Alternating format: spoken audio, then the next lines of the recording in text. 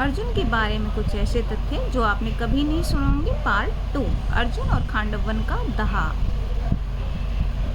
खांडवन का दहा एक महत्वपूर्ण घटना थी जिसने अर्जुन और कृष्ण के बीच मित्रता को और भी मजबूत किया। अग्निदेव को अपनी भूख मिटाने के लिए खांडवन का जलाना था, लेकिन इंद्र ने इसे रोक दिया। अर्जुन और कृष्ण ने अग्निदेव की सहायता की और इंद्र से युद्ध किया। इस घटना के बाद अग्निदेव ने अर्जुन को गांडीव धनुष और अक्षतृण प्रदान किया।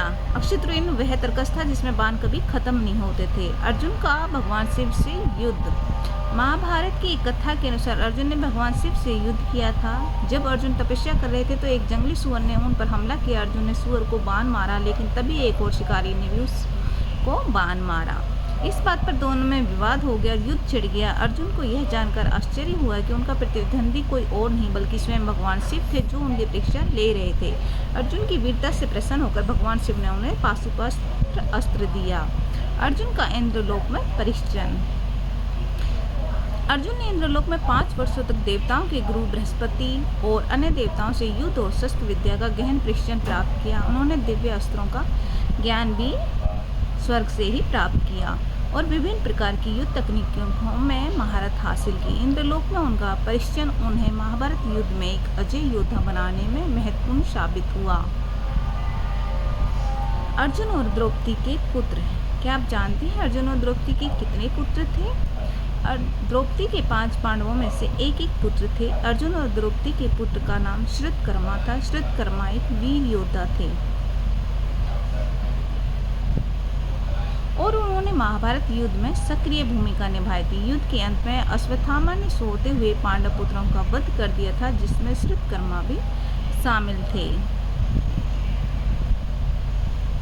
द्रौपदी से अर्जुन को एक पुत्र था। अर्जुन का एक और नाम कपिध्वज था। क्या आप यह जानते हैं कुरुक्षेत्र युद्ध के दौरान अर्जुन के रथ पर जो ध्वज झंडा लहरा रहा था उस पर हनुमान जी की आकृति थी, इसलिए उन्हें कपिध्वज कहा जाता है। कपि यानी वानर, हनुमान और ध्वज मतलब पताका। भगवान श्री कृष्ण ने अर्जुन को सलाह दी थी कि वह हनुमान जी से आशीर्वाद लें। हनुमान जी ने अर्जुन के रथ की ध्वजा पर विराजमान होकर उसकी रक्षा का वचन अर्जुन को दिया था। ऐसा माना जाता है कि हनुमान जी की उपस्थिति के कारण ही अर्जुन का रथ युद्ध में अपराजय रहा। यह तथ्य हमें यह भी सिखाता है कि अर्जुन केवल वीर योद्धा ही नहीं बल्कि भक्ति और श्रद्धा में भी दृढ़ थे। अर्जुन ने नकुल और सहदेव से भी युद्ध किया था। क्या यह आप जानते हैं? अर्जुन ने स्वर्गारोहण से पहले उत्तर दिशा में जाते समय रास्ते में कई युद्ध किए। उत्तर पर्व में उल्लेख है कि एक बार अर्जुन को नकुल और सहदेव से भी टकराना पड़ा। यह युद्ध केवल रणनीतिक था, न कि शत्रुता का परिणाम। यह दिखाता है कि अर्जुन धर्म और कर्तव्य के लिए किसी के भी विरुद्ध खड़े हो सकते थे, भले ही वो उनके अपने ही क्यों ना हों।